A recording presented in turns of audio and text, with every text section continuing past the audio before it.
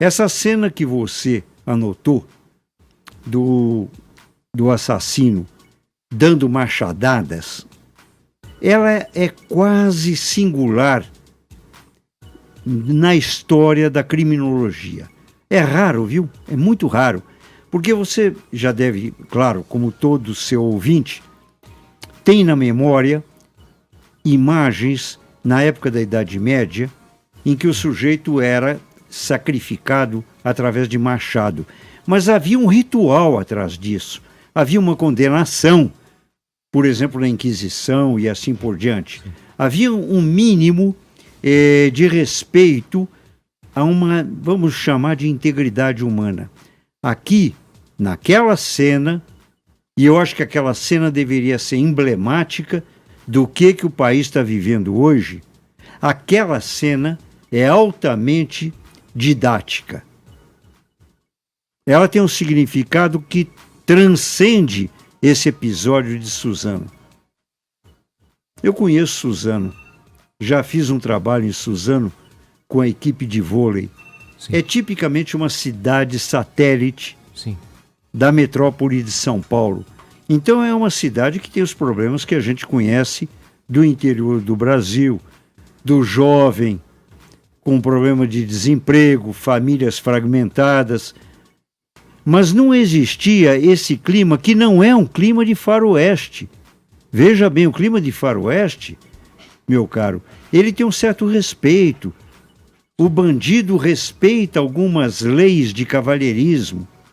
Sim. No Bang Bang, aqui, a selvageria ultrapassou todos os limites. O que pode permear a mente desse jovem também, ex-aluno da escola, quando desfere golpes em uma pessoa já abatida, que é o caso específico que o senhor está se referindo.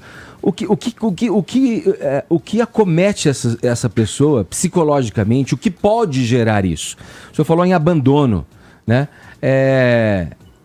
Imagino que o abandono ele venha acompanhado de uma série de deficiências. Aí o senhor colocou o Estado, que abandona o jovem, que não dá uma diretriz na educação de modo a acolher os jovens e entendê-lo em sua contemporaneidade, mas também a questão que envolve o seio familiar, onde valores são quebrados, onde esses valores que são formados nesse âmbito e no âmbito da escola são totalmente quebrados. O que pode passar na cabeça dessa pessoa que comete um ato cruel de desferir machadadas em quem já está abatido? Bom, em primeiro lugar, eu gostaria de deixar claro, para que não haja a menor dúvida, de que todos os meus trabalhos, todos os meus estudos, inclusive teses que eu defendi na Universidade de Stanford, eu não acho que exista uma relação simples, um nexo de causalidade entre problemas sociais e a ocorrência do crime. Eu acho que isso é simplificar muito. Caim matou Abel. E eles não moravam em periferia, nem em favela, e Adão e Eva não tinham abandonado os dois menininhos, não. Sim. Caim, a gracinha, assassinou o irmão por razões, provavelmente, de ciúmes. A natureza humana é complexa e nós temos pulsão de violência e agressividade. A questão toda é aprender a lidar com isto, a sociedade. Então, abandono. Eu conheço centenas de pessoas que foram abandonadas, você conhece. Uhum. E que assim mesmo transformaram suas vidas. As merendeiras. Eu duvido que essas moças tenham tido vidas fáceis. Elas não provavelmente devem ter tido vidas muito difíceis. E por que é que elas sublimaram isso em atos de heroísmo e esses bandidos, assassinos, canalhas tiveram esse comportamento? Porque senão a gente banaliza o mal e passa a mão na cabeça de todo assassino e tenta explicar e justificar. Só para terminar, eu acho que a psicologia não pode ser uma ciência de absolvição prévia. É isso. Uhum. Eram garotos que frequentavam uma lan house para jogar esses jogos. Na cena do crime, eles aparecem com uma indumentária, digamos, que simula uma coisa meio paramilitares com armas e, enfim, todo esse arsenal de coquetel Molotov. Arma branca, aquela uma mala que poderia simular um explosivo ali, quer dizer, são ingredientes muito comumente vistos nesses jogos. Eu tive o cuidado de, quando me referi à questão para o senhor comentar no início do programa, em falar, claro que não é uma coisa só e agora é demonizar o jogo apenas. Mas como entra essa questão da banalização da violência, do questionamento de valores que esses jogos acabam incluindo em seus roteiros, a uma ação como essa atribuída, como o senhor disse, a um desamparo, a uma desassistência no âmbito e no seio da família e da própria educação carente que o Brasil tem. Pública, né, cara? Educação pública. Vamos deixar claro o seguinte: toda relação social é um jogo. Toda relação social é um jogo. Inclusive, existe uma técnica em psicologia que se denomina ludoterapia, que é o tratamento através do brinquedo, do jogo e da representação. Como existe a ideia do psicodrama, Sim. no qual você se projeta e você representa um papel. Nós aqui, nesse estúdio, nesse momento, nós estamos num jogo. O seu ouvinte está num jogo conosco, que é uma interlocução. Quer dizer, nós estamos estabelecendo algumas regras de relacionamento. O que acontece nesses jogos de ficção virtual é que, frequentemente, eles são estabelecidos em cima de um código de antiética. O herói é o bandido. E, principalmente, queria chamar a atenção para o seguinte fato. Existe, se eu não me engano, o verbo é deserta, a expressão, se eu não me engano, é deserta. No jogo, quando o jogador, a figuração, morre, ele depois renasce. Então, se você conceber a imaginação fértil de um adolescente, logo depois do carnaval, eles estão fantasiados. Vamos pensar nessa linha de raciocínio. Eles estão fantasiados. Eles se entregam a uma fantasia. A fantasia qual é? Onipotência. A gente pode matar, a gente pode se matar, mas depois é o outro capítulo. Sim. A gente renasce, é fênix. Sim. Nós estamos trabalhando com mentes criminosas, mentes doentias. E outra coisa que eu ouvi a sua repórter comentando, que é uma preocupação que eu percebo sempre quando a gente trata de casos de psicologia criminal. Relacionar com bullying. É preciso muita cautela, porque senão nós acabamos justificando ou atenuando. Sim. Eu sofri bullying. Sim. Lá em Juiz de Fora, onde eu nasci, e aliás, quase a molecada toda, Sim. de alguma maneira. Sofremos e aplicamos, né? Exatamente, O bullying. muito bem até posto. hoje, inclusive. Doutor, minha pergunta, na verdade, ela é uma pergunta dupla, porque são vários fatores que a gente se viu e a gente se acompanhou agora com a Vitória. Me chama a atenção o fato de que a personalidade dominante era o mais jovem, que foi inclusive o mais jovem quem atirou no outro, que provavelmente pode não ter tido a coragem de se matar ou não cumprir o acordo e etc. Eu queria entender se a gente pode classificar, por exemplo, o mais jovem, o dominante, o líder, como psicopata, e se teria como os pais identificarem sinais de qualquer adolescente problemático que pudesse planejar um ataque como esse. Porque eu imagino que esse tipo de história bata muito fundo no peito de pais que veem filhos jogando videogame, ou fazendo arminha com a mão, ou tendo comportamentos um pouco mais estressados e à flor da pele. Como um pai pode se dar conta de que seu filho talvez tenha uma personalidade parecida com a do Guilherme ou esteja planejando algo assim? Bom, eu posso te dizer o seguinte. Eu participei de um simpósio na Holanda, onde se discutia o seguinte: se arminhas de brinquedo para criança teriam efeito de estimular a agressividade ou exatamente o contrário, se seriam instrumentos através do qual a criança colocava para fora, de maneira catártica, a sua agressividade. Eu, particularmente, tenho a tendência de sentir mais dessa forma, sabe? Quanto à sua pergunta, relacionada com a questão Da percepção dos pais, né? da percepção, frente a uma situação como se o filho é eventualmente um psicopata, é outra zona ambígua, viu? É outra zona. Eu perguntaria para você, para o ouvinte, existe um assassino que de alguma maneira não seja um psicopata? É óbvio Pra que o cruzar essa sujeito linha, equilibrado. né? Como? Para cruzar essa linha, Para cruzar essa linha? Exatamente. tem alguma Mas o coisa ali. assassinato ele não precede o planejamento, doutor, ou não? Nesse caso, aconteceu o que a gente chama de pré-intencionalidade, porque foi extremamente desenhado esse jogo todo. A gente percebe, inclusive, dá a impressão quase de um bailado, de um balé. A maneira, eu fiquei muito impressionado. A sensação que passa é que eles são uma espécie de ninjas, lutadores de arte marcial. Sim. É impressionante como eles são competentes na arte de matar, e matar com crueldade.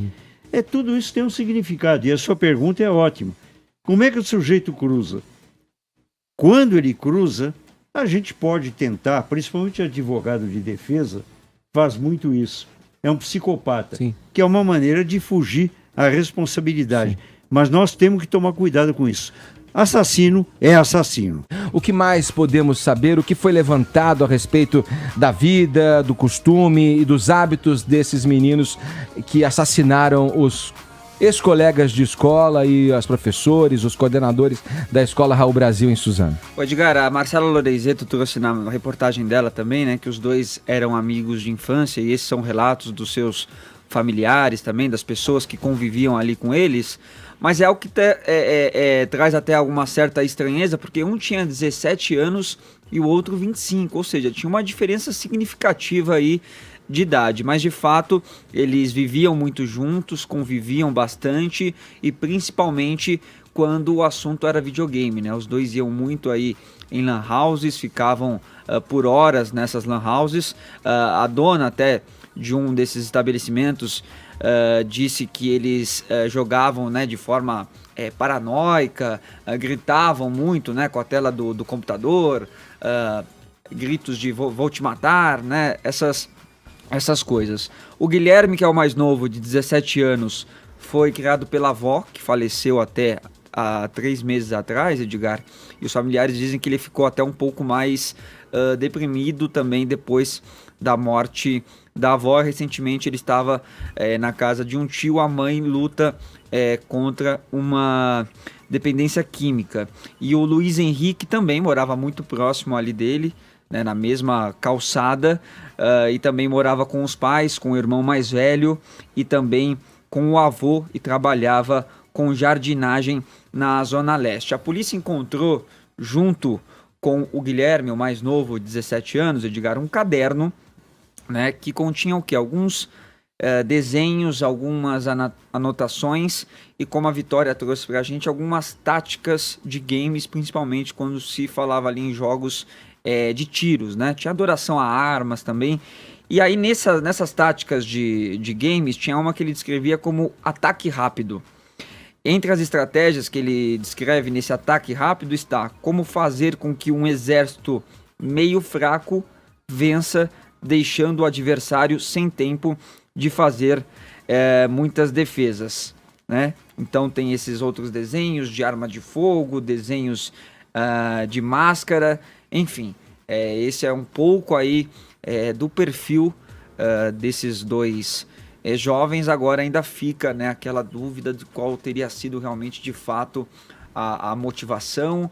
Eu vejo a questão do videogame, talvez, né, o doutor pode até falar um pouco mais sobre isso, não como a influência, né, não como a causa, mas um pouco como a inspiração, né, pela forma como foi feita o ataque, pela roupa que eles vestiam, pelos artifícios que eles utilizaram, né, doutor?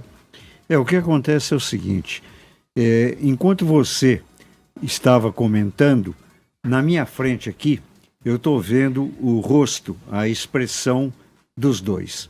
E eu gostaria de compartilhar com vocês e com o ouvinte uma sensação que eu tive. E é uma sensação ambivalente. Primeiro, uma sensação de profunda piedade. Olhando o rosto desses dois moços, eu fiquei pensando como a vida deles poderia ter sido diferente.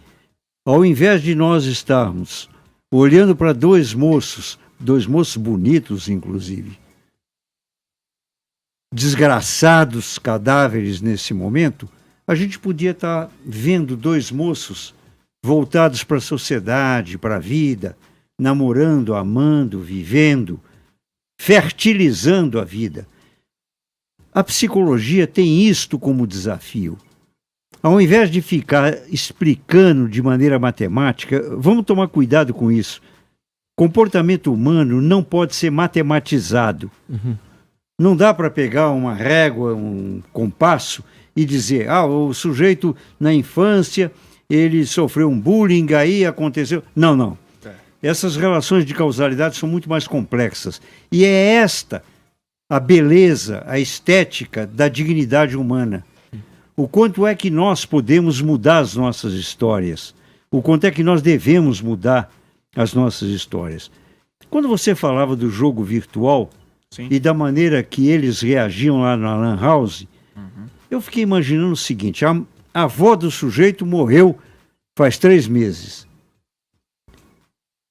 Fica claro que eles tinham vidas com muita ausência. Sim. Pouca presença humana. Pouca presença humana. A mãe dele, doutor... A mãe dele fala em um determinado ponto também, quando perguntada como que era o relacionamento entre ela e ela fala assim, olha, nós não tínhamos problema nenhum, mas a gente conversava pouco. Pronto. Não convivíamos, né? Pronto. Não, na prática, isso. Pronto. Não convivíamos. Vocês imaginam a solidão de cada um desses sujeitos que procuravam, na imagética de jogos virtuais, companhia, interação e principalmente excitação. Todo o trabalho que é feito, todas as discussões que têm sido feitas, principalmente nas últimas décadas, sobre a questão do processo de luto, quando o indivíduo perde alguém, principalmente através da morte, da ausência em geral, mas da morte, né? É o conceito da reparação. O conceito da reparação. Você perde uma pessoa amada. Sim. Você não tem mais aquele objeto de afeto em quem você depositava o seu bem-querer. Sim. Ele fica pendurado, ele fica no vazio. Você precisa desviar. Alguns fazem isso através da religião, outros fazem através da introspecção. De qualquer maneira, a resposta é: a vida precisa continuar. Essa é a resposta que é a única resposta, sim, que pode ser dada a essa dor profunda que é a morte. Sim. A gente falou ontem também, quando tivemos contato primeiramente com essa informação, de outros paralelos, de outros atos violentos, por exemplo, da escola, do massacre na Universidade em Columbine em 1999. Dá para traçar alguma similaridade? Dá para traçar algum paralelo entre esses casos? Os jovens lá também tinham essa motivação? Se utilizavam dessas técnicas? Estavam em dupla, né? Essa foi a primeira coincidência bem clara, até o Fefito levantou aqui ontem no Morning Show. A gente tem outros casos onde, né, esses ataques acontecem de forma solitária, então a pessoa vai lá, resolve, faz, mas em dupla. Então essa é uma das coincidências com o que aconteceu em Columbine em 1999. Lá eram estudantes de 17 e 18 anos, esses dois meninos, o Dylan Klebold e o Eric Harris, que invadiram essa escola e que vitimaram 12 pessoas, Edgar. Também em comum, e a gente já comentou aqui durante o programa, a questão das armas brancas, né? Então, armas brancas e também os explosivos. Em Columbine, eles conseguiram até determinar que a ideia desses estudantes era explodir ali a cafeteria, que é onde haveria um grande número de pessoas, e aí no ato da fuga dessas pessoas, por causa dessa explosão, eles efetuariam seus disparos, né? Não foi o que acabou acontecendo, porque esse aparato que eles montaram ali para a explosão não deu certo, então aconteceu de uma outra forma, também muito trágica, mas nesse ataque acontecido em Suzano também se encontraram ali os coquetéis Molotov, que também não foram usados, mas que faziam parte aí do arsenal desses dois estudantes. A questão das vestimentas, que você mesmo falou, também muito parecidas e retratadas em filmes que trataram do caso Columbine. Então, vestidos de preto, essa coisa quase que militar, né? Bota, boné virado para trás, o relógio virado para outro lado. Então, um tipo de caracterização parecida. É complicado e é uma coisa que até gostaria de perguntar aqui para o doutor, que muito se fala que o detalhamento desses assassinos, como o senhor mesmo colocou aqui, o detalhamento das suas vidas, de como eles agiram, do que eles vestiram, que se falar muito sobre isso não seria o mais correto, porque a gente estaria, entre aspas aqui, inspirando outros casos. Então, por exemplo, eles sabem de todas essas informações a respeito de Columbine, será que isso foi uma fonte? Eles buscaram inspiração nisso e a gente agora falando sobre isso e retratando todos esses detalhes, a gente também não está dando elementos para outras pessoas, sei lá, que tenham ideias como essa, estejam se munindo? Realmente essa é uma discussão que permeabiliza sempre a questão da mídia, não é? Da televisão, do rádio. Em que medida existe o risco, quando você se debruça sobre uma questão de brutalidade e violência, de estimular e criar ondas de reverberação? Eu acredito que se trata de um fenômeno muito complexo, não creio que exista uma resposta simples para isso. Mas, de qualquer maneira, quero aproveitar a sua colocação, e eu estava pensando durante todo o programa de vocês, que obviamente está sendo um programa triste e forte, em fazer um apelo, aproveitando inclusive a audiência formidável que vocês têm. Será que não está na hora do Brasil fazer um momento de reflexão mais amplo em cima dessa desgraça? Todos nós fomos unânimes no sentido de que se atravessou uma ponte. Será que não é hora de nós todos, pais, eu, educadores, pai, mãe, todas filhos, as pessoas, imaginar em cima dos corpos desses jovens que o Brasil precisa baixar a bola no sentido dessa guerra intestina que divide e fragmenta a nação em dois lados que impiedosa e cruelmente se acusam o dia inteiro?